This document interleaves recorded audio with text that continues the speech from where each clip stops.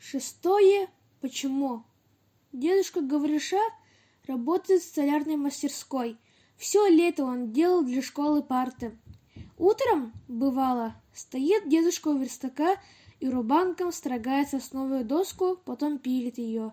А к вечеру смотришь, парта готова, такая беленькая, аккуратная. Когда бегаешь по сучковатым сосновым плахам, сложенным во дворе, нельзя даже подумать, что из них могут появиться такие красивые парты. Потом дед разводил черную краску и красил парты. После того, как краска высыхала, он покрывал парту черным лаком, чтобы блестела на солнце. Задолго до начала занятий к деду в мастерскую пришел директор школы с 2 членами комиссии принимать парты. Всем очень понравилась работа старого столяра. «Большое спасибо вам, Кирилл Иванович, за парты.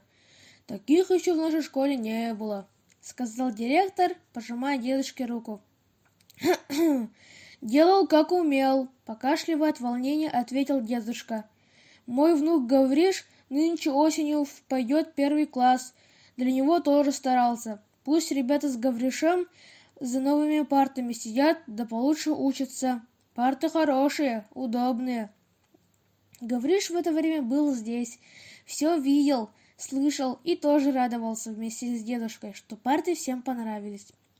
Деду даже премию выдали за парты, и купил дед для Гавриша школьную сумку, ручку, перьев, целую коробку цветных карандашей, букварь, шапку, валенки и даже перочинный ножик купил с костяной ручкой.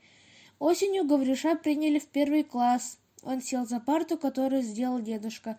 Ребятам Гавриш часто говорил: «Эти парты сделал мой дедушка Кирилл Иванович Иванов». Дети смотрели на Гавриша с уважением и тоже говорили: «Эти парты сделал его дедушка». Ну вот, однажды дедушку вызывают в школу. «Наверное, хотят попросить что-нибудь сделать для школы», одеваясь, подумал он. Директор говорит, что у первоклассников классная доска совсем старая. Что ж, можно новую сделать. Оказалось, пригласили деда за тем, чтобы он починил парту. Посмотрел дед на эту самую парту и глазам своим не поверил.